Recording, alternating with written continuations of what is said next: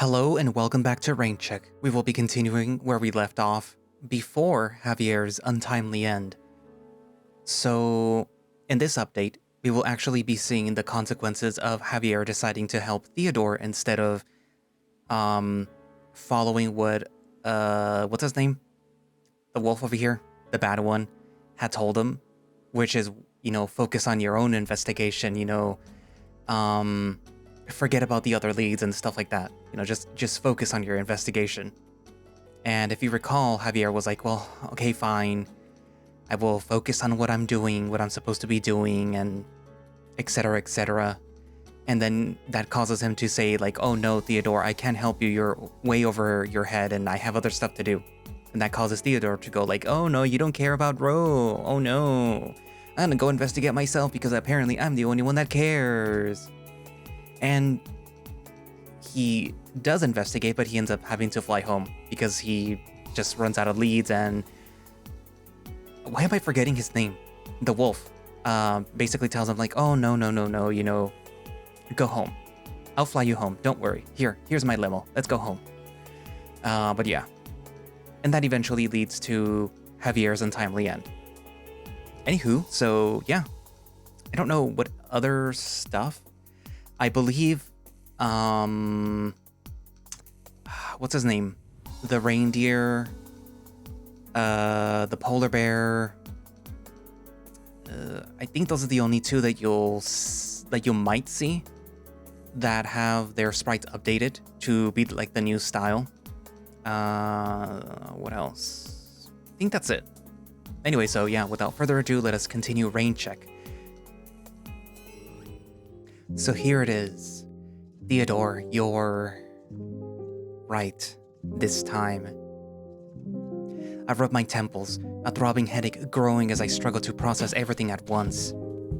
The facts are all there, but what does this mean? Something still feels off or missing. Could it be related to the snow leopard after all?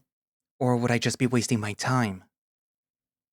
Hey, are you okay? You look lightheaded.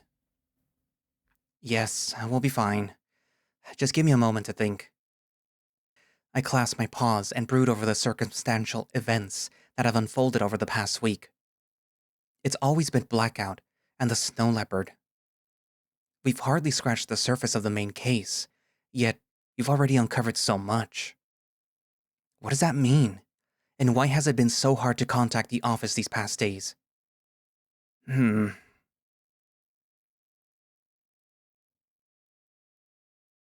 Are you done thinking yet? I cast a stern glare at the board before rolling my eyes. Yes, I am done. Well? Yes, there may be a possibility that you're right.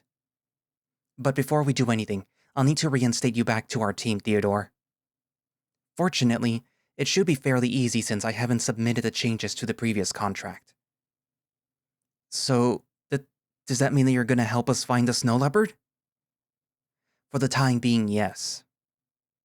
And I also want to state that I grip my arm tightly before digging my paws into my pocket. That it's hard for me to visit Ro. It's not that I don't care. It's the opposite. I let out a long, drawn-out sigh.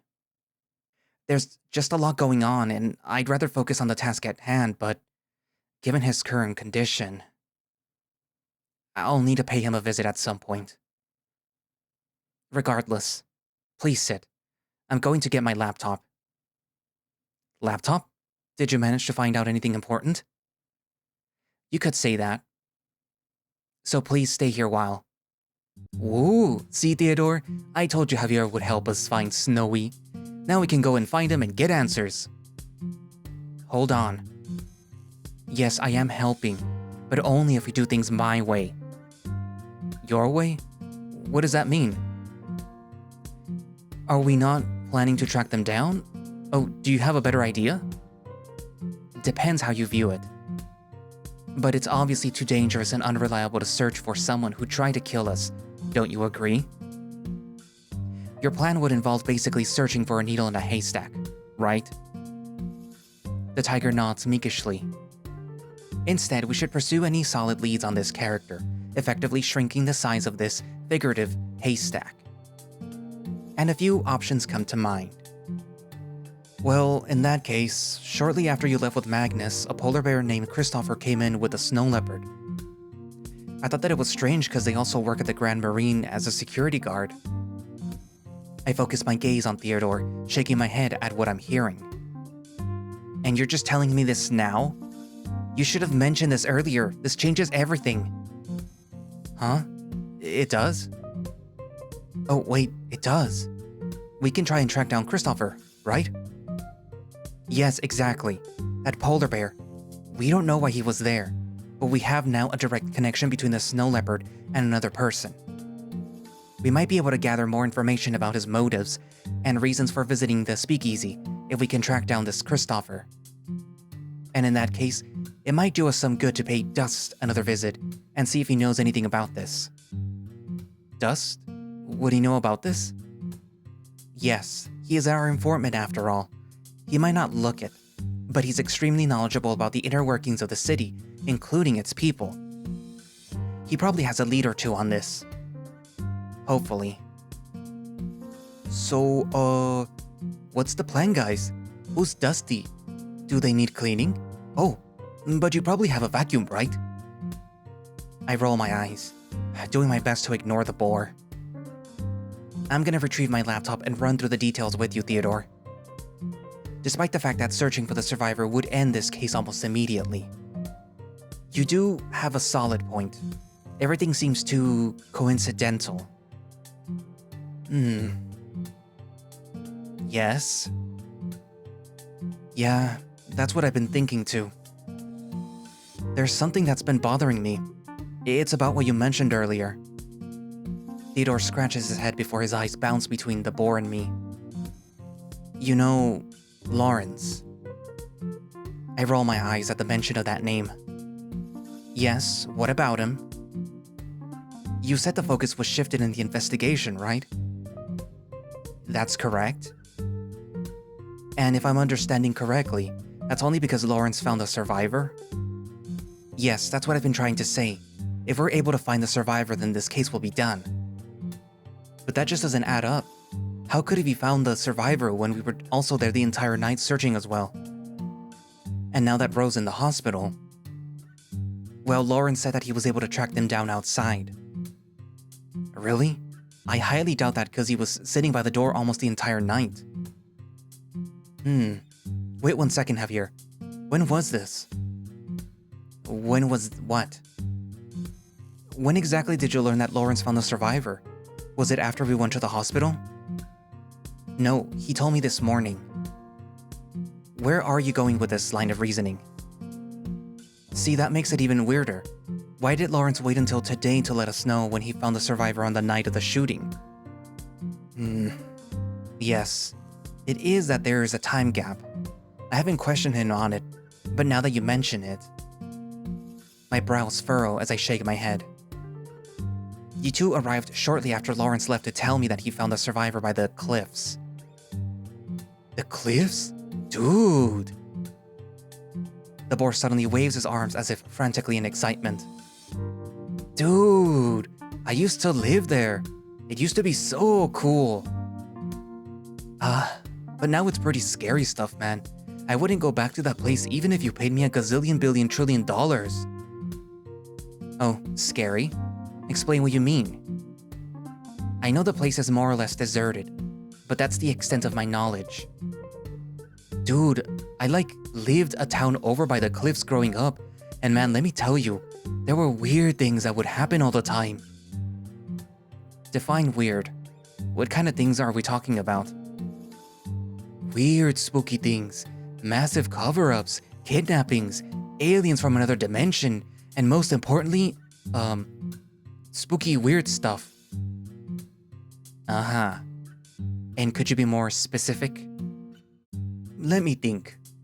It happened a long time ago, but my fondest memory was when I was a teen, and there was always these groups of black cars that entered the cliffs through our town. No one knew who these dudes were, and they would drive by in the middle of the night. This happened over like a week. There were men in suits telling people to stay away. Like, stay away or you will be exposed to dangers or something like that. Gives me the chills just thinking about it cause like, the men looked really scary. We couldn't even leave our houses at some point. Also, I don't know how much of this is true, but there was this rumor floating around that the cliffs had a large chemical spill in the ocean, and they had to cover that up like crazy. People were saying anyone who touched the water had their fur and scales rot away and turn into zombies. Wait, that's probably why we couldn't leave our houses. They were trying to protect us from the zombies. Haha, nah, there's no way, right? Zombies don't exist. But yeah, this happened a bit after the men appeared and they wouldn't let us anywhere near the direction of the cliffs. And they never really told us why. Sad it's abandoned now. Kind of a shame cause like, it was such a nice place to visit growing up. Interesting. I haven't heard any of this before, but then again, I don't really keep up with the things outside our local area. Just curious. But how far are the cliffs from here, anyway? From here? Like probably 2 hours away if you take the freeway. It's a fun drive though. You can pass by tons of farms and trees and farms. There's also this giant rock that... Thank you for the clarification.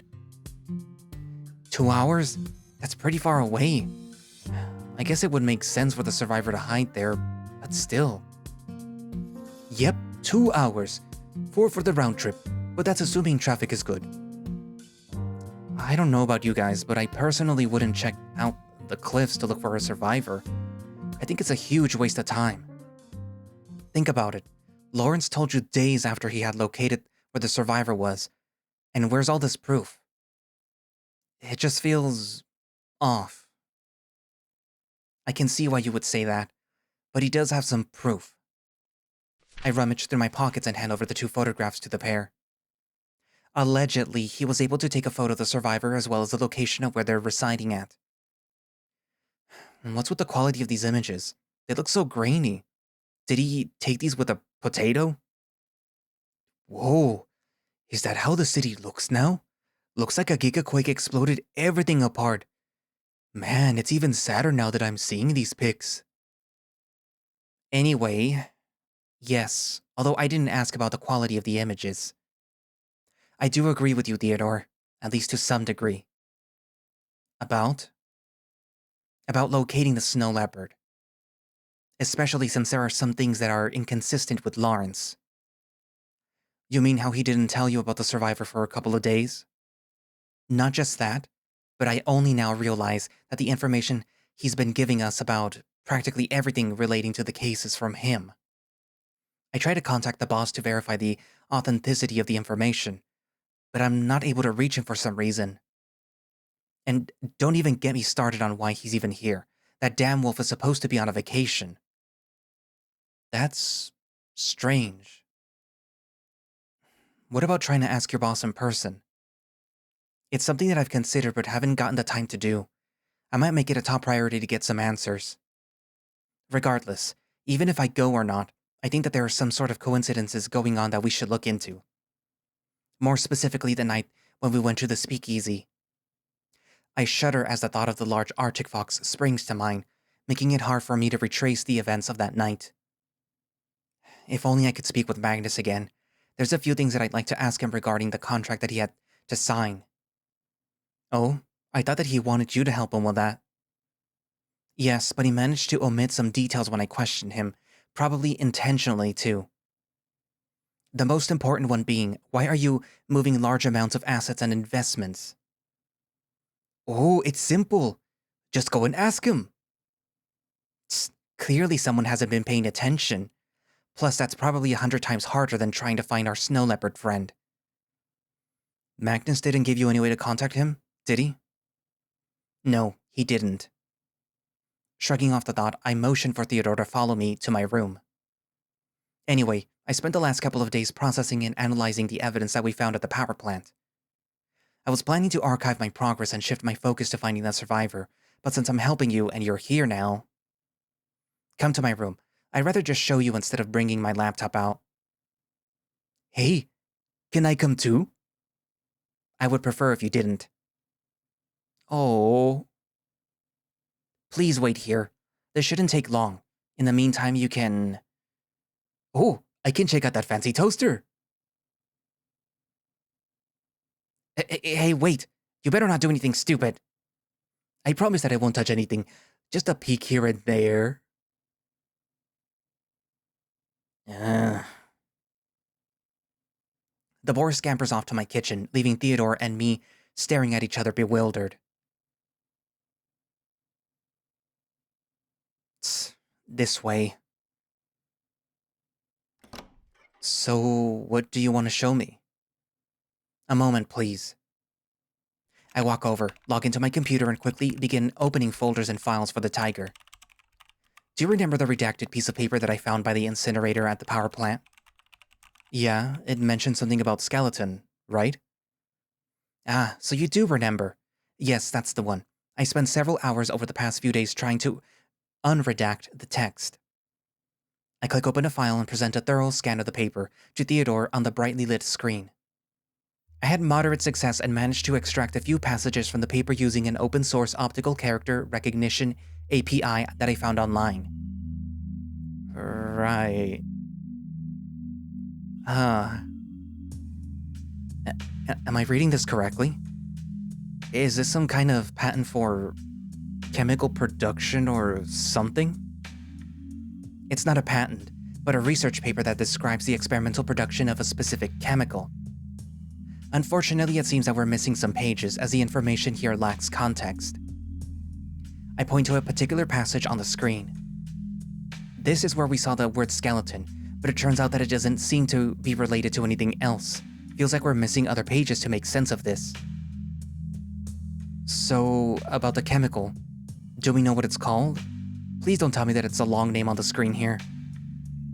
Cesium bismethoxytri... antitrizingo perohaznide?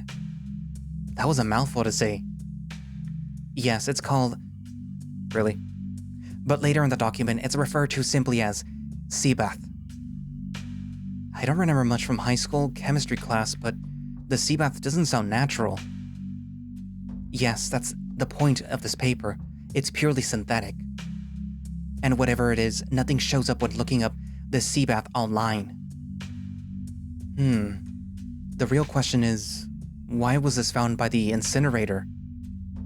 I'm guessing whoever threw it in there was trying to get rid of this. Yes, that's the most obvious explanation. I'm also assuming that there were countless other pages that were tossed in, with this being the only remnant. There is one more thing to note though. I don't know the significance of this, but right here at the bottom. I point my paw at the corner of the screen and zoom into the image. There's a small logo on a leaf here. Wait. They try to redact that? Doesn't that mean that it's important then? Perhaps, but I'm not sure what exactly it's supposed to represent. Regardless, this was all the information that I could lift from the paper. It's not much, but I thought that I'd share it with you, all things considered. That's that, I guess. For the time being, yes. And the other data collected at the power plant? I roll my eyes at the tiger. Unrecoverable. I doubt that it'll ever be retrievable with how corrupted the data is. Ah, right. Sorry about that. He did save my life. Maybe I should cut him some slack. No matter. We should focus on finding that security guard that accompanied the snow leopard at the speakeasy, correct? Yeah, they work at the Grand Marine. I've seen them around a couple of times already. Good, then let's attempt to track them down and see what we can learn. But before that, let's pay a visit to Ro. Thank you for reminding me of my social priorities. I grip myself tightly, uneasy at the thought of Ro losing his memories. Oh, okay, if you're sure. But I was just at the hospital and they're relocating him to another building for recovery. I'm not entirely sure if he'll be available. That's fine. We can still go. There's also his medical report that I'm interested in looking over. We can... Hey guys, I got bored, so I decided to sit on the couch, but something fell off the table and I think I broke something, maybe. Oops. You broke something? I don't know how it happened. One moment I was sitting on the couch watching my funny videos and something fell from the bottom of the table. I tried to fix it and put it back, but it wouldn't stick anymore. What? What kind of nonsense are you talking about? Monty sheepishly opens his paws, revealing a small plastic nib. What the hell is that? Give me that. I take the small piece of plastic from the boar's paws and hold it up to the light for a better view. I was trying to figure out where it went on the table. Man, I didn't realize that the table would shake so much from moving my legs. You said that it fell from the table? Yeah, man. What is that? That's for your table? It doesn't really match the colors from what I've seen. Tsk, it would seem so. Although, I'll need to look at it more carefully. I don't recall having these plastic nibs installed on. Yo, airplanes! You got like so many of them! You got the fancy displays for them too? That's so cool! Wait, calm down. One thing at a time. Despite my best attempt to block the boar, he bulldozes past me and heads straight for my collection. You better not touch any of them. They're worth more than you think. Hey, what's that one with the large red wings on the fans? Ooh, what about the long skinny one? I set down the nib on my desk, trying my best to peel Monty off the display cabinet. Ugh, I prefer it if you keep your face away from the glass. It's hard enough to clean as it is already. We should probably head back to the hospital now. Hospital? You're gonna go back? But we were just there. Javier wanted to pay a visit to Ro, so... Hey, can I come along? I also need a ride back since I'm technically not supposed to be out. The doctors still need to run some more tests on me. Annoying. Oh, was that a yes? Sorry man, I couldn't hear what you said. Fine. I can take you along as well. Just don't touch anything when you're in my car. Hooray! I force a smile at the two, then adjust my collar trying to quell my annoyance. I'll try to see how to reattach that nib later. The main importance now is to pay a visit to Ro. Sorry about that again. I seriously don't know how that came loose. I shrug, turning off my computer and signal the others to leave my room. I suppose it can't be helped. Now get out of my room and we have a lot to do if we're going to track down the snow leopard later. As the two exit the room, I open my drawer, pull out a small gray envelope and promptly tuck it into my pocket. Ro. It's worth a shot.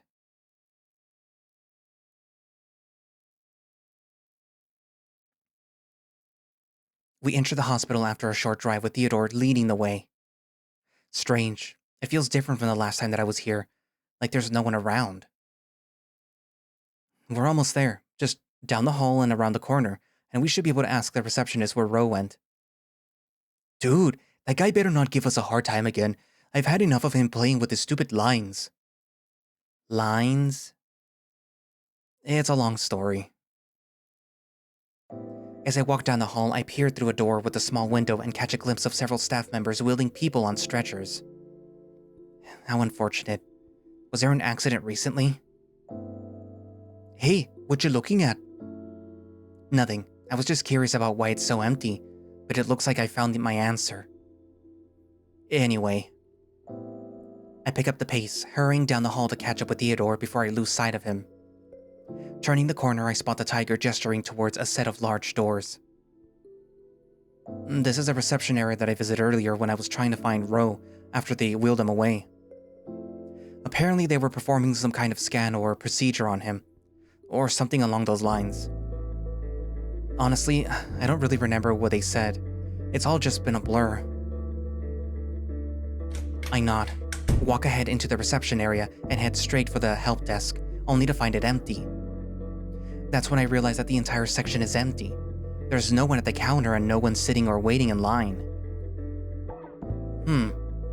Where'd everyone go? Maybe they're on break or... Doubtful about that. This is a hospital after all. Are you sure that this is the same place that you visited earlier? Yeah, there's even the same ticketing machine here that I used earlier. Well, we can't really afford to just stand around and wait. Stay here and wait for Monty. It doesn't look like he followed us in. I'll quickly find someone and ask about Ro's whereabouts. Hey, you're right. Where is he? Probably got lost, given how scatterbrained he is. Okay then, I'll wait here. This shouldn't take too long. I peer down the hallway opposite of the help desk, walking along as I search for anyone who works here. Corner after corner, door after door, still no staff in sight. What was supposed to be a quick task is turning out to be a much longer one than I'd like. It doesn't help that part of this place is sectioned off. This is getting ridiculous. Where is everyone? That's it, I'm heading back. Hey, yous. A deep voice suddenly echoes from behind me. I turn around to see what I can only describe as a textbook definition of a douchebag staring at me from down the hall. Yes, can I help you? He sizes me up and remains silent. Just as I'm about to leave, he finally speaks up. What's yous doing here? There is a long, uncomfortable silence as I glare back, unfazed by the man's demeanor, waiting for him to say something more. Moments go by, but neither of us speak. I'm looking for someone. Yeah? Well, get out of here. They ain't here. He sneers at me while adjusting his sleeves. This part of the hospital is closed to the public. I recommend yous leave if yous know what's good for ya. Another hotshot begging to be tased? Just who does this guy think he is? My brow furrows as I try to get a better look at his features. Hey, I'm talking to yous. You deaf or something too? Whoever this guy is, I don't think that I should be dealing with him right now. I'll be leaving. Disrespectful fucks. Hey! The tiger scoffs as I turn and start walking back the way that I came. As I begin to walk back, Theodore suddenly appears around the corner. Hey, there you are. Theodore walks over as fast as he can, relieved to have spotted me. I've been looking for you everywhere. This place is like a maze. What's the matter? You look like a mess. That's just the hospital being unsettling to me in general. Anyway, Monty found his staff and they told us where Ro is. He suddenly freezes up, his gaze fixed off in the distance behind me. Huh. I turn around and notice the asshole standing in the middle of the hallway, staring at the both of us. Don't worry about him. He's just some entitled prick that thinks that they own the hospital or something. Oh, you don't know him, right? He's looking at you. I shake my head and walk us back to the reception area before continuing the conversation. I don't know who that man was, but you look like you recognized him the way that you were staring. Yeah, I accidentally bumped into him earlier this morning when I was at the cafeteria. He was, aggressively kind? He definitely acted like a prick, though. What? The tiger cut in front of me when I was ordering. I guess I was taking too long. But the weird thing was, after he did that, he also paid for my food. I still don't know what to make of it. I'm not surprised. Welcome to the city. There's all types of characters squirming around lately. It didn't always used to be like this, though, especially before Castleton was elected. Yo, there you guys are. We both turn and see the board cheerfully waving at us. I was searching for you guys everywhere. One minute you were there and the next you guys were gone. I assume that you learned where Ro is located? Yeah, dude. He's in the rehabilitation center. We're in the right building, but we gotta go down more. Rehabilitation center? I let out a long, painful groan at Monty's idiocy, stopping myself just short of slamming my head against the wall. Didn't you say that you needed to do some tests? Oh yeah, I do. The doc said that I gotta... You should go get those down before the staff come looking for you. Yeah, you're right. I don't want to get in trouble again. Again? It's a long story. But anyways, I'll see you guys around if you're still here later. The boar suddenly latches onto Theodore, giving him a quick hug before looking at me. No. Don't you even think... I try my best to ward off the unwanted hug, but he manages to overpower me and my body is subsequently compressed. Ow. I want to thank you guys again for saving my hide. Seriously, I would have been cooked if you guys hadn't come and found me when you did. I don't even want to think about it. I wish that I could repay you guys somehow, but I really don't have much besides some change in my wallet. That's okay. We're just glad that you're okay now. You proved yourself useful enough with the information you gave. Yeah, I guess I was pretty important, wasn't I? Some might say that. Not me, though. Okay. Well, see you guys around. I need to make sure that I don't fail my blood tests. Take care. Monty, the elevator's that way. Oh, right. Thanks. I straighten my collar and adjust my sleeves from the unwarranted hug, trying to smooth out the wrinkles on my shirt. You've wasted enough time already. Let's go down and look for Ro at the rehabilitation center.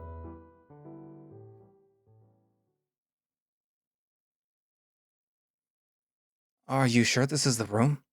It all looks the same. Are we in the correct section? The tiger continues to peer through the semi-translucent window in the door.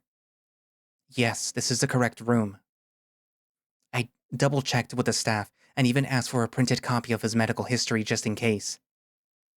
I give a swift knock, but with no response I decide to enter. We make our way inside and find Ro lying on a bed in the middle of the room with various monitoring machines next to him. There you are. Oh, what happened to his bandages and his hospital gown? Judging by how they're all over there on the counter, it looks like we came in the middle of some kind of cleaning. Ro slowly turns his head over, his eyes locked onto Theodore before eventually landing onto me. He tries to say something, but there's a look of discomfort holding him back. Ah, yes. I pull out Ro's medical report and gleam over the information again. He sustained several injuries in his chest and puncture wounds. I don't think that he'll be in any shape to talk. Oh, I forgot to mention earlier, I don't think he can speak. We ended up writing down our thoughts instead. Good idea. I tear a page from the report, pull a pen from my pocket, and quickly scribble something down before passing it to Ro. How much can you remember? We wait in silence as he hesitantly takes the pen from my outstretched paw, writing back slowly with a weak grip. Only my name. It's like I thought. So it is a total amnesia then. This might be more serious than I thought. Ro. My words are slow and deliberate. My name is Javier. We occasionally work together at ARC, a private investigation agency. You might be struggling to remember right now, but I promise to fill you in on everything. It will all start to make sense. We were investigating a case, gathering clues for a couple of weeks now. We were gaining momentum and had some plans to visit the harbor. That's when we ran into Theodore here. Well, it was you, but you wouldn't remember. I glance at the tiger and sigh. I hate to admit it, but despite what I've said, Theodore has been invaluable to our case given the current trajectory of things. Eventually, we were given to believe that we could find more information about our case at a speakeasy, but that was when... I look down, crumbling the rest of the report in my paw as my voice hitches. I try to organize my thoughts, but Ro's labored breathing catches my attention, and I shift my gaze to him. I'm sorry. I wish I could have been there for you.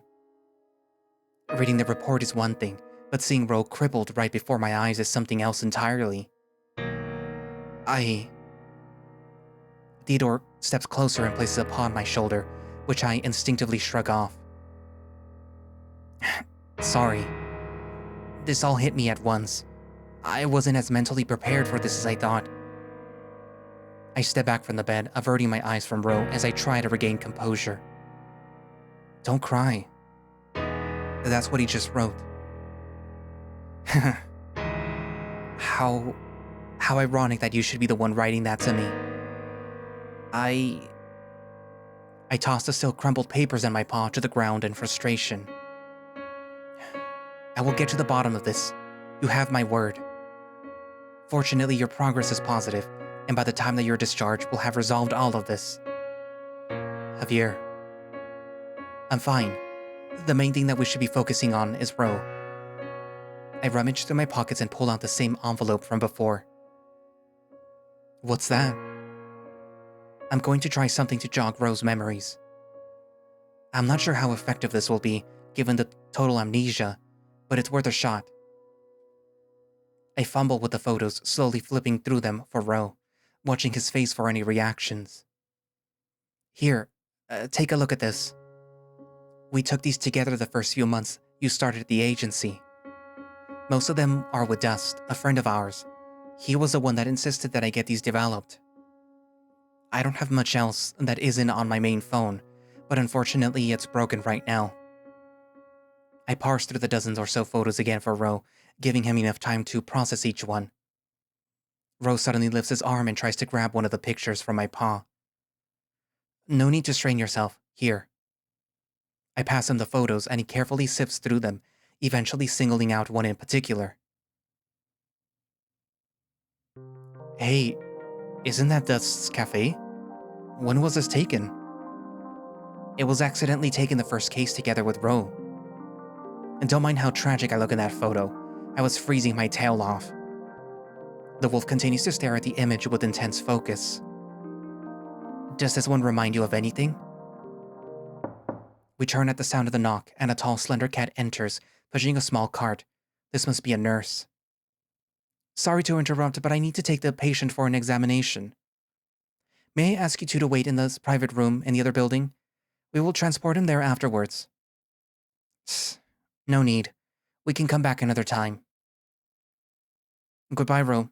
Save your energy and focus on getting well soon. Leave things to me. The wolf's attention remains on the photo, oblivious to us as we make our way out of the room. Hey, do you think Ro will remember anything? I brush my arms, trying my best to avoid eye contact with the tiger. He will. It's just a matter of when.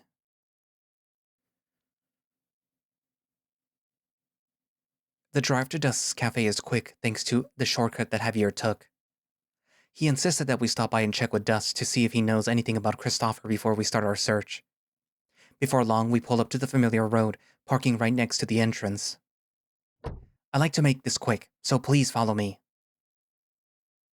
Silently, I follow Javier as we enter the familiar establishment, the scent of coffee roast lingering in the air. A couple of customers sit in the corner enjoying their drinks as we search for Dust. Javier? And Theodore? What brings you two here? Dust. Sorry that we came on such short notice, but this is rather important. Let me guess. You need some information on something? Yes, always. Dust glances between us before raising an eyebrow. And where's the affable big wolf? He's in the hospital. That's not good. What happened? I can explain more about what happened later, but first. You wouldn't happen to know a snow leopard around these parts of town, would you? A snow leopard? Not off the top of my head. What's their appearance? He's shorter than me, and wore a black face mask. Also had some kind of necklace on, gray hoodie too. The puma concentrates for a moment, then turns and disappears behind a corner, returning with a thick gray book. He flips through the contents a few times before shrugging in defeat. I can't say that I do. I don't really see or hear about folks like that living here. So whoever you're looking for, they're probably from out of town. It was worth a shot. The snow leopard that we're looking for is part of Blackout, And he was with Theodore and Ro at the time of the... Javier stops as his voice wanes off only to adjust his collar and recompose himself. There was an incident that involved Ro, Theodore, and the snow leopard that resulted in Ro being hospitalized. No need to explain it now. I can tell everything from the look on your face. I point at the book, curious about its contents. Is that some kind of record that you keep or something? This? You could say that. He's basically a record keeper. Hey, you give me too much credit. Anyway, it started with me writing down my customers' interests and preferences for drinks and orders, but... Over time, it slowly expanded into a hobby of writing down gossip and intel. Oh, I guess the information about the storage break-in from the other day is in there too, right? Bingo. That came from a regular that works at the convention center. I don't know how he does it, but he's managed to garner a large array of clients from all walks of life. Dust chuckles softly, trying his best to modestly shrug off the compliment. It's the coffee, Javier. No one can resist a good blend. And well, once they're drinking... Javier rolls his eyes before stroking his chin. If you don't know any snow leopards, how about a polar bear? Now those I know quite a few. You're going to need to be more specific though. Well, Theodore? Ah, right. He's a polar bear that works at the Grand Marine as a security guard. His name is Christopher. He's a bit shorter than me, looks like a total grump, and he has a pretty deep voice, but not as deep as Rose. Let me check for you. Dust carefully flips through the pages before raising a brow and staring at me. Christopher, you said? Yeah. They wouldn't happen to have a bandage on their arm, do they? I think so. Yeah, that's him. Okay, because funnily enough, I don't actually have his name recorded down. Until now, that is. Well, what can you tell us about him? Dust scratches his head and passes the book over to Javier. Unfortunately, not much that would be considered useful for you guys. Works at the Grand Marine, likes to order the Excelsa Brew, and has been having money issues. But what's this at the bottom? DNA? That? That's a very good question.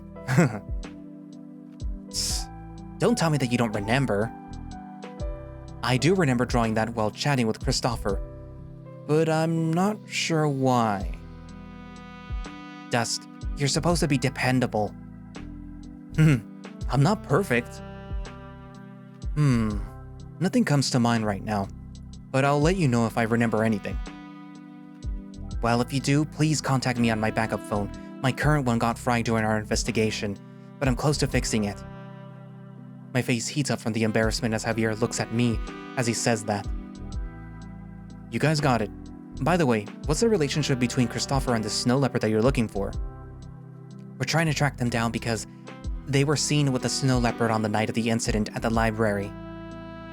There might be a strong link between them. You guys went to the speakeasy in the rougher parts of town, huh?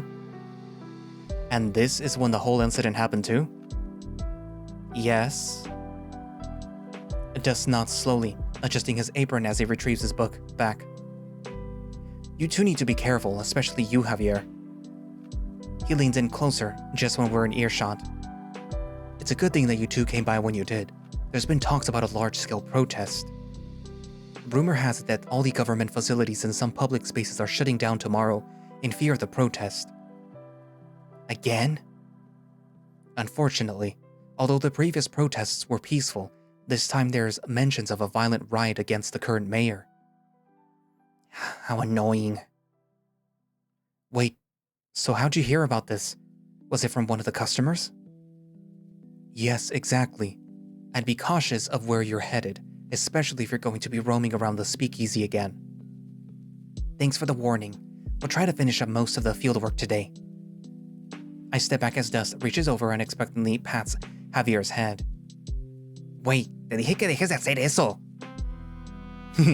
Okay. I just worry about you guys. Javier's face is bright red from that, and I can't tell if he's embarrassed or angry. Honestly, and in front of Theodore too? What is that supposed to mean? I think we're done here. We'll be leaving now. Hope you get that phone of yours fixed. Yeah.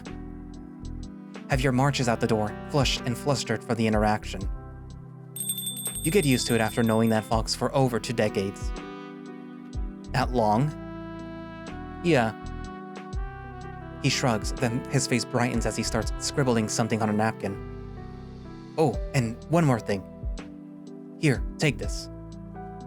Dus hands me over a small doodle of the DNA symbol from earlier. I remember now, it's a double helix. I overheard Christopher talking about it on the phone one time. It's probably not relevant, but hey, Javier wanted to know. Anyways, I'm assuming that you two came together. You should probably catch up to him before he leaves without you. Yeah, thanks though. Be safe. I wave goodbye to the puma before swiftly heading out the door.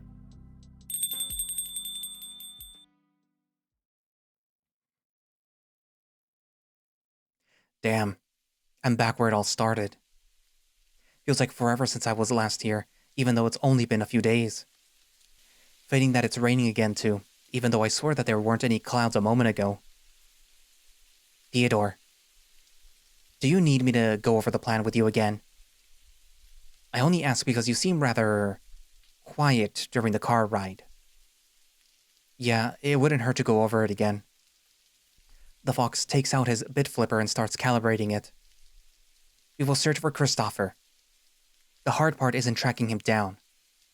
It's getting any useful information out of him.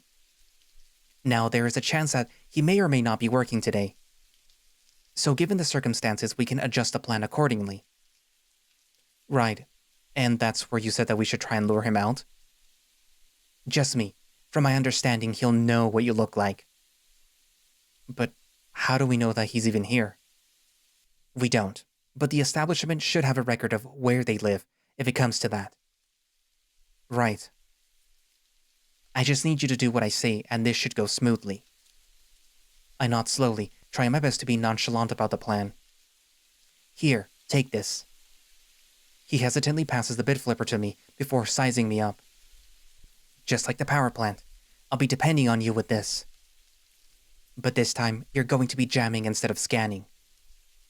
He searches his pockets again, but fails to find anything. I forgot to take back those earpieces that I gave you the other night. Oh. I take out the earpiece from my pocket, showing Javier as I blow off some dust. Oh, you mean this? You still have it? Good.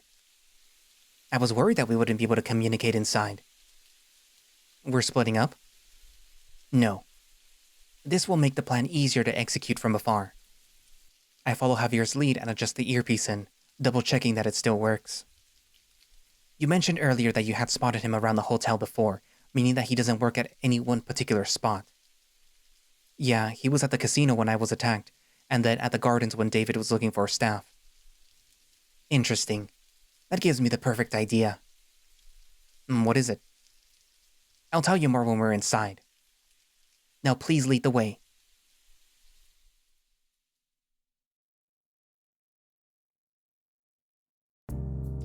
Here we are, the casino. Looks like it did the other day, except... Yes? Where is everyone? It's a lot emptier than it was a few days ago. Despite the place still having a few people sprinkled here and there, it's nothing compared to what it was like the other day. It could be related to that attack that you were involved in. Nonetheless, less people around should make it easier to set up for what we're about to do.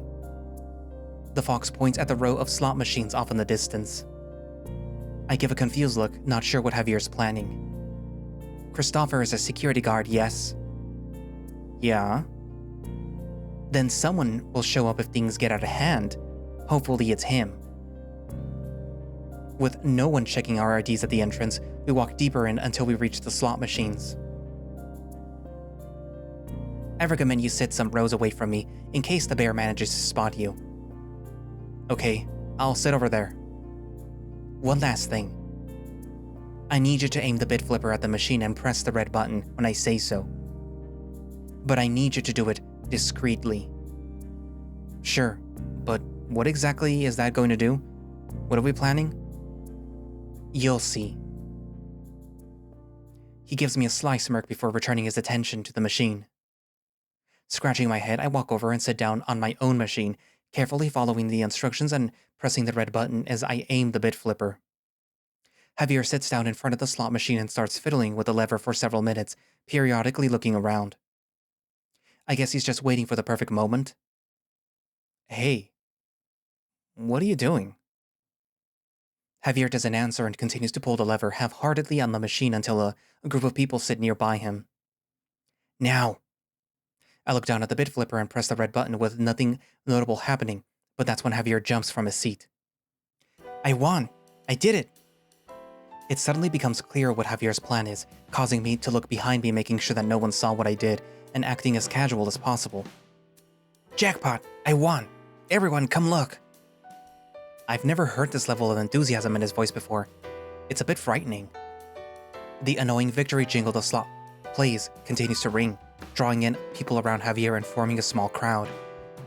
Keep an eye out for security.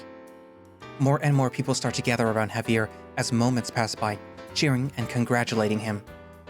He's practically drawing in what little people are around here in one spot. I get up and look around, and that's when I spot the familiar polar bear quickly walking his way over. Oh, he's here. He's coming over from your left. When I give you the signal, I need you to press the blue button on my machine. Okay. It's almost impossible to get a good view from where I'm seated, with the crowd that's now swarming Javier. I need to get closer without being spotted. I can't believe I won. This is incredible. I seriously cannot wait to cash in my winnings and buy all the things that I wanted. I'm dying from the secondhand embarrassment. Why is he talking like that? He needs to work on his acting skills because I don't believe him for a second. What's going on here? Well, hello, good sir. It appears that I've won the jackpot. All $7.4 million. Mine. Where can I get this cashed out? Now. I press the blue button, causing the machine to suddenly blue screen and shut off. What happened here? What happened to the jackpot? Give me just a moment. The polar bear speaks into his radio, and after a moment he shakes his head disappointingly. There seems to be a mistake. This machine wasn't supposed to pay out the jackpot. What do you mean? I don't know exactly how this machine works, but I'm just telling you what the upper management told me. I'm terribly sorry. Christopher waves the crowd of people away. He seems more annoyed of the crowd than Javier is. There's nothing to see here, people. The machine malfunctioned and wasn't supposed to give out the jackpot. Little by little, the crowd slowly disperses, and so it's just the two of them. How unfortunate. I was hoping to win big today. It happens from time to time. The staff can offer you compensation for this, though. I can take you to the front desk if you'd like, and we can have this all sorted out. I see. There's no need. I can go over there myself. In just a second. You seem to be taking this well. Usually people are more frustrated than you are when this happens. I can feel my palms getting clammy from the tension. Come on, Javier, be more believable. Well, it's out of my control. If I wasn't supposed to win, then I guess I wasn't. Thanks for the info, Christopher. Hey, wait. I know you. No wonder that I thought you looked so familiar. What a small world running into you again. Have we met? Yes, we have. At the speakeasy a few nights ago. I don't remember seeing you before. It was a quick small talk. I wouldn't be surprised if you don't remember me. You were with your snow leopard friend, right? You could say that. Where is he now, anyway? He's working. Christopher leans closer and before Javier can say another word. The polar bear starts to whisper something to Javier, and I'm only able to hear it through the earpiece. Who sent you? A person dressed like you wouldn't need work. What? What do you mean, I don't need any work? I don't know what you're talking about. I don't buy it. Get out of my sight. Christopher walks off, leaving Javier standing there unamused. All talk and no bite. Did you hear all that? Yeah. Do you think that he might be onto you? He's suspecting something, although he thinks that I'm looking for work. Definitely smarter than he looks. Javier manages to spot through the rows and points me to the exit. Over there. He's walking to the elevators. We need to follow him.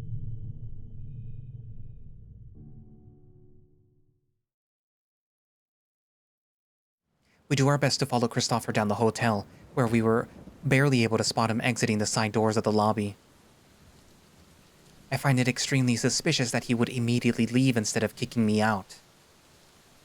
Yeah, I wonder where he's going. There's only one way to find out. We'll continue to trail him on foot. On foot? But it's raining outside. We don't have a choice. Plus, it would be too suspicious tailing him around in a slow-moving car. I nod, bracing myself to be completely soaked. Good. Now I believe that he went that way. Follow my lead, and please do not slow me down. Is that him down the street? The polar bear with the large black umbrella? Yes, it appears so. Let's keep a good distance away from him. I don't want us getting caught.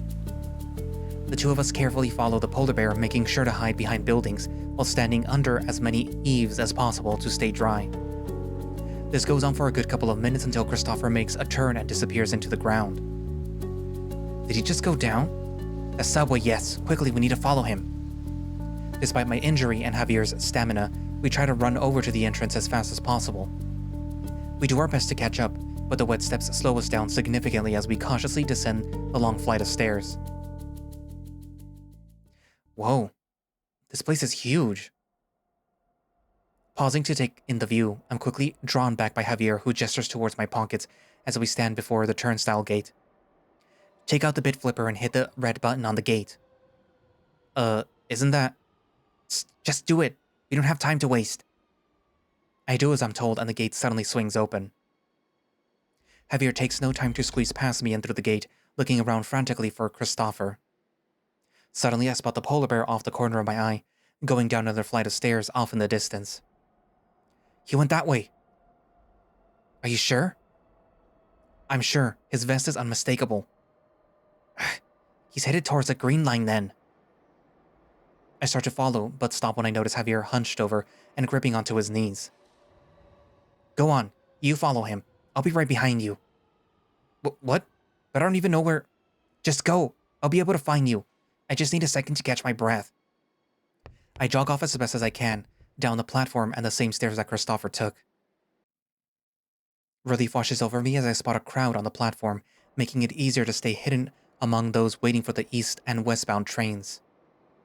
Now to find Christopher in the crowd of people.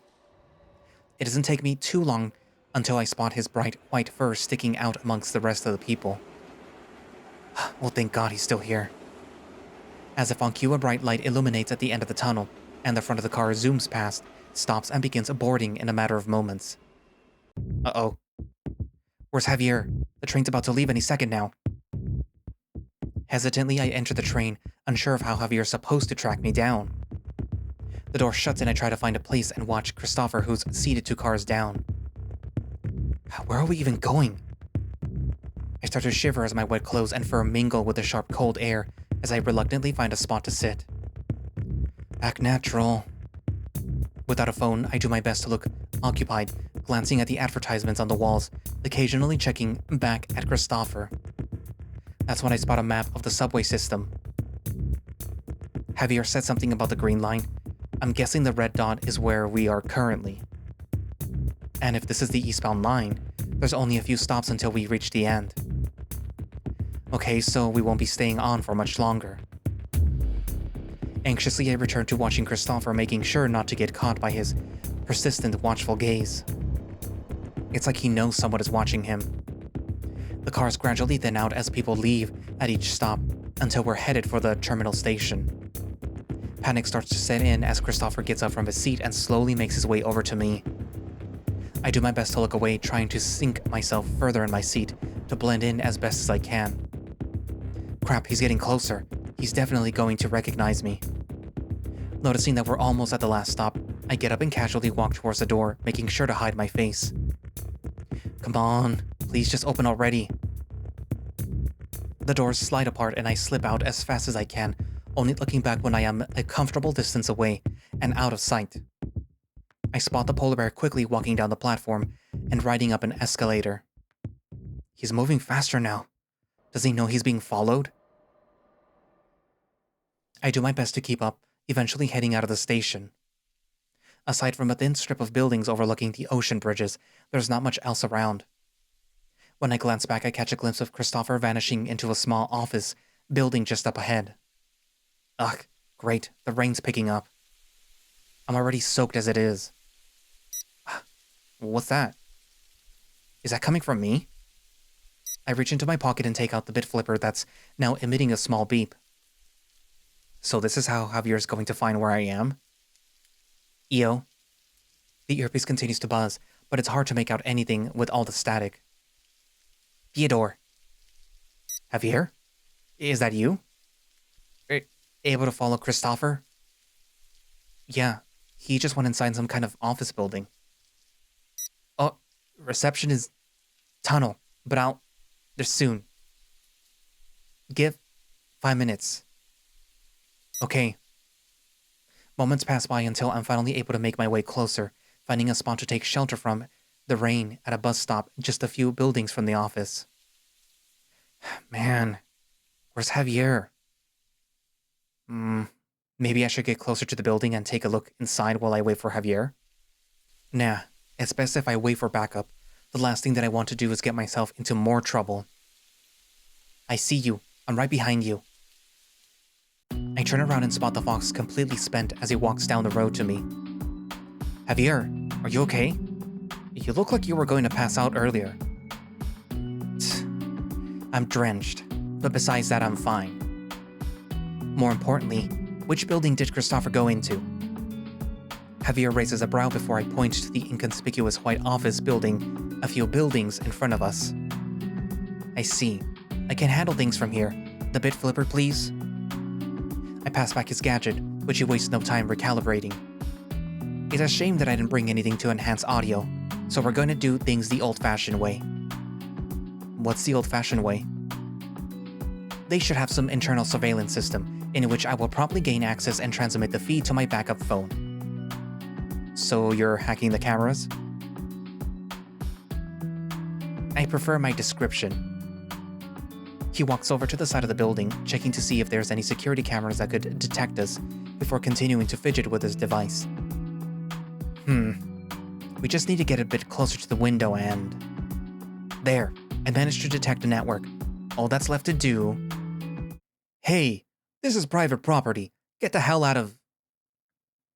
We both turn around and see the same white tiger from earlier blocking our way out. Don't I nose use too?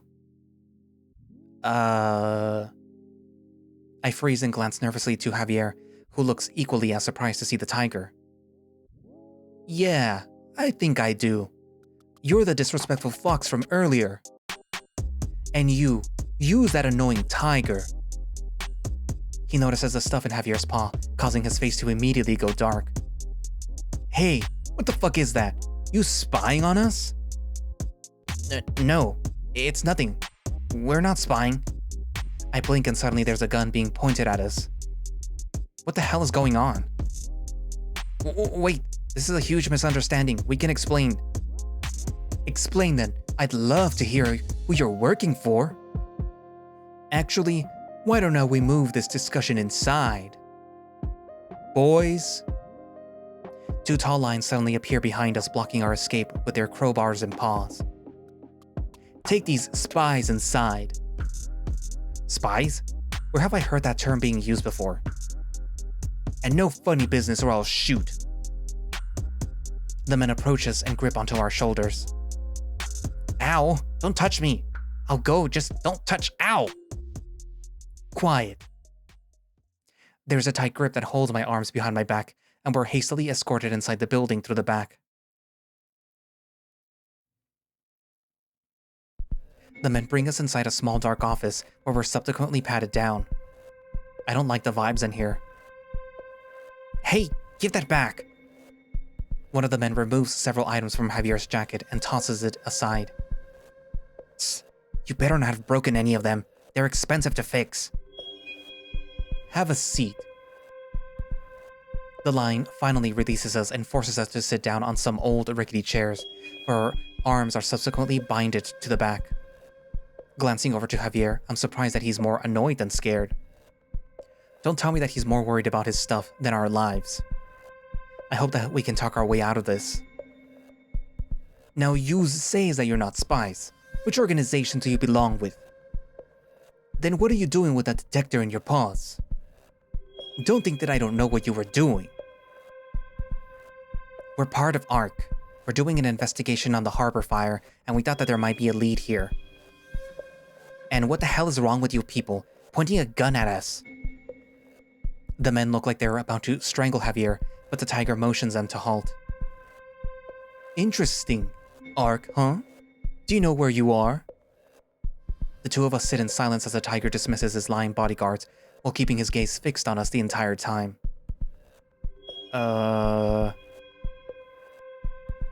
You know what? I'll make a deal with you twos. Work for me, and I promise that I won't break your kneecaps. Otherwise... Just what the hell is going on? Javier, we don't have much of a choice. We're being held captive. No. What? I have a better offer. Oh, I was not aware that you were calling the shots here, but go on, humor me. The polar bear Christopher. What's his affiliation to this place? If you tell us and let Theodore go, I'll work for you and personally give you all the data ARC has collected over the years that might interest Blackout. What? What is he talking about? I thought ARC didn't know much about Blackout to begin with. Is he bluffing? Ah, Christopher, huh? Never heard of a Christopher. But we saw him walking in here. Enough. There ain't no Christopher here, and that's final. I start to flinch as he slams down his paws on the table and reaches for the gun in his back pocket. Now what's it gonna be, you twos? The tiger takes his eyes off of us momentarily and glares at the door. What is it? I'm busy at the moment. The door slowly opens, revealing the same snow leopard that we've been searching for all this time. Sorry, boss. The shipment has a... Yes? What? It's him. It's that stupid snow leopard that we've been trying to find. What the hell is going on here? What are those two doing here? I'm so lost right now. What is going on? Do you know these twos? In passing, these two were the ones that tried to attack me at the power plant. Attack you? You were the one that tried to kill me. The tiger was also there when I almost died that night. I want to retort, but my mind is blank. They're working for the others, there's no doubt about it. I'm certain that they were the ones that tried to take me out that night. I shake my head at the absurdity of what I'm hearing. What? You got this all wrong. We didn't do anything. Hey, did I say that you could raise your voice at me? I stop talking immediately as the pistol is pointed right at me. You twos know too much as it is already. We can't let you twos go. Now, can we? You bastards keep showing up like cockroaches. This is the perfect opportunity to get rid of you two. I see. It all makes sense now. This must be one of Blackout's headquarters. Am I correct? Following that logic, you two must be the ones in charge, and we've been set up. The fuck are you talking about? Get that shitty-ass smirk off your face. Fox, you's either stupid or brave talking like this. But I'm curious, so let's see what you's got to say. If it don't make sense though, then it's lights out. What in the hell is Javier doing? How can he be so calm at a time like this? We're gonna die. Initially, we were looking for Christopher because he was the one with the snow leopard that night at the speakeasy. But now that he's here, what was he doing that night with Christopher? You think that I tell you? Fuck off. I'm intrigued. Let's go along with their game. It's not like they're going to escape. Fox, he was going to meet up with a client. So what? Then that proves my suspicions. Was your client Magnus' son? Therefore, he must be Helix.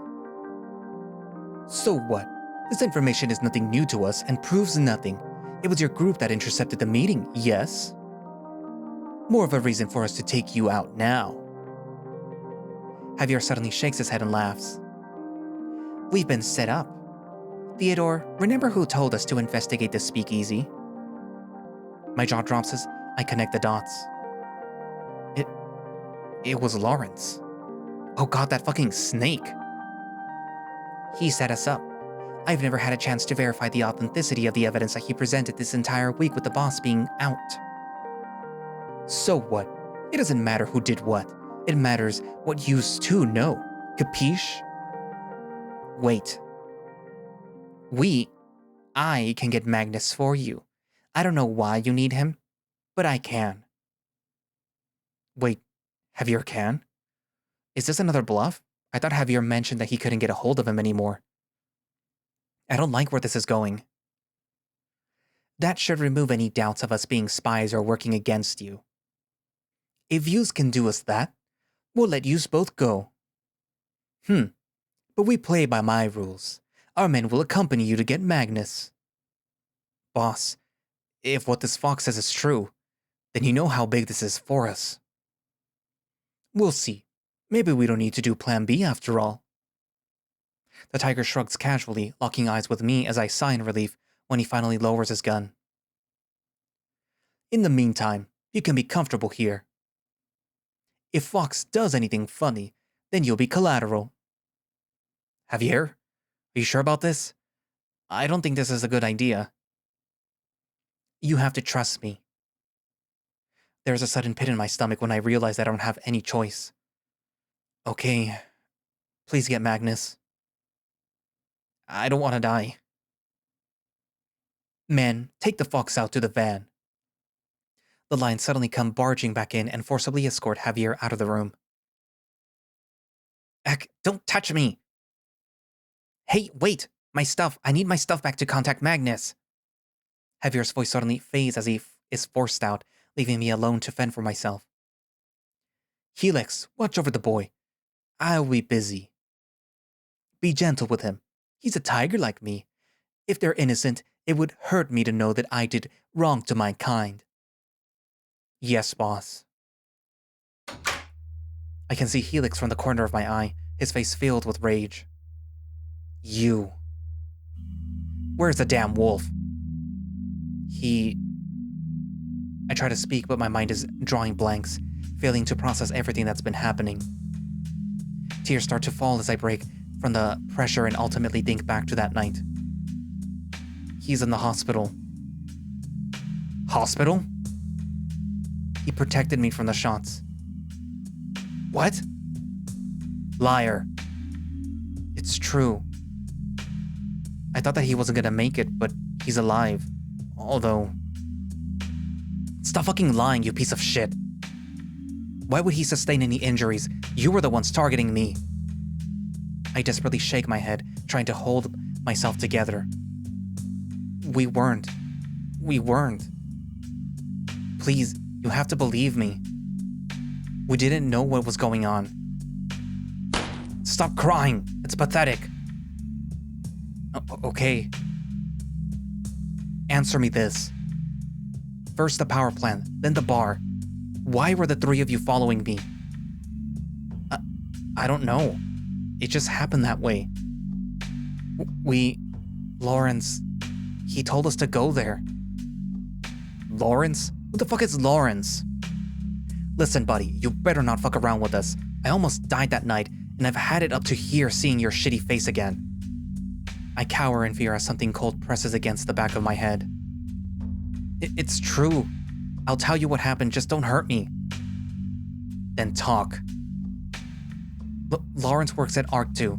He told Ro and Javier to go to the speakeasy to investigate Blackout. I don't work at ARC. I've just been tagging along because of the cryptic text messages that I've got that wanted me to go to that power plant.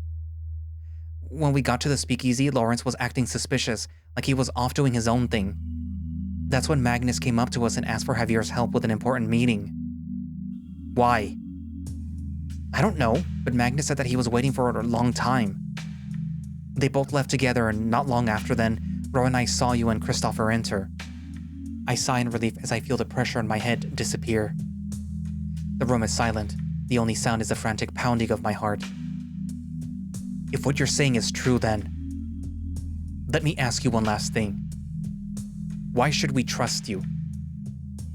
Javier, he's gonna get Magnus. He's putting me on the line. Isn't that enough? I can feel the binds behind my arms unfasten. Huh? Don't move or I'll bleed you dry. There's too many inconsistencies with my theories. Yours make more sense if I'm given to believe you. So you'll let me go? You'll come with me if you want to live. I'll give you one chance. Follow me. To be continued. Rain check. So once more, it all goes back to Lawrence. But also Magnus. Using Javier's words, the daddy. If you recall, and hopefully you did watch this, the bad route for... Well, not even the bad route. Actually, yeah, it is technically the bad route. For Theodore. When he and Monty go to try to ask... What is his name? The deer.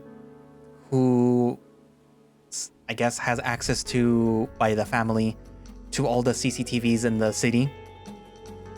For help trying to locate the snow leopard.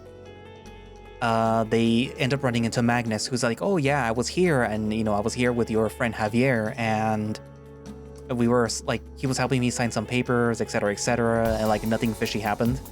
I mean, other than what was going on. And where was I going with this? I forgot my train of thought. Crap. What was I saying? Crap, I forgot my train of thought.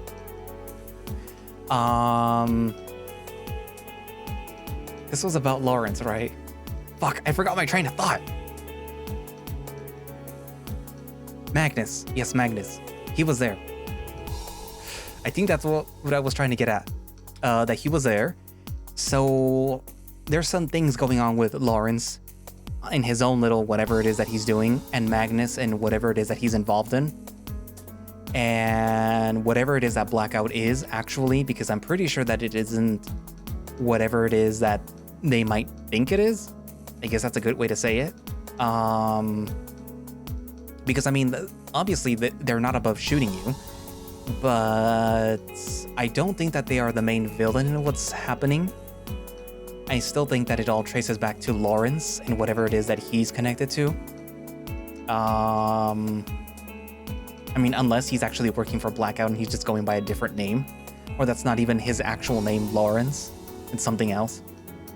I mean, they clearly didn't. Well, he didn't know about Christopher, right? He was just playing dumb when they were going like, oh, like, I don't know this Christopher. He doesn't work here. These tools are stupid. What else? Well, really not much else has been revealed, really. We know that Christopher and Helix, because I guess that's a snow leopard's name, were working together on something, and apparently they were supposed to meet Magnus' son, but he decided to go with Javier instead because he either knew something was going on or he just happened to like how Javier looked. But I'm more inclined to believe that he knew something was going on. And I also believe that Lawrence was also looking for Magnuson. So there's two suspicious parties interested in the big quote-unquote daddy. What else? So I'm assuming it has to do with whatever he's involved in. Really, not much else can be gleaned from what happened. I'm assuming more dialogue options or other stuff would have been shown had Javier's phone not been fried. But of course, it's fried. But there is the options earlier on to instead follow Roe. And I'm assuming that the interaction with Helix would have gone differently. But then that would have probably led to some other route. But I guess we won't know until that portion of the story gets updated. Which I'm assuming after Javier's... I don't know if this would be the good route or the neutral route is updated, then we might get to that instead. We'll see. Anyway, so yeah. What are your thoughts? Write it down in the comments, and thank you all for watching/listening. If you would like to play Rain Check yourself, you can do so by going down into the link in the description, which should have a direct link for the itch.io page where you can download the game and play it. Or you can just go to itch.io.com and, search for Rain Check and download it that way. It will also be posting down a link for their Patreon in case you want to support the project, and that should give you early access to builds of Rain Check a month before it goes public. So you get to find out what's going to happen a month before everyone else. And there's like works in progress and some other stuff there. They also have Discords. Yeah, they do have a Discord, and you can go find that yourself. That should be in the first link, actually. And all my links will also be down there in the description as well, in case you want to support me through other means, or you want to become a channel member and look at these videos, before everyone else, or before they go, public because they're being scheduled. And I'm recording September 25th, so whoever is a channel member might see it on the 26th or 27th, depending on when I'm available to, edit it and then upload it. And then have to deal with YouTube going like, oh, well, there's a copyrighted song, because unfortunately this visual novel does use music that is, that does get content ID'd, and I kind of have to remove that music. Anyways, but yeah, so, yeah, I guess that's it for now, and I will see you guys in the next video.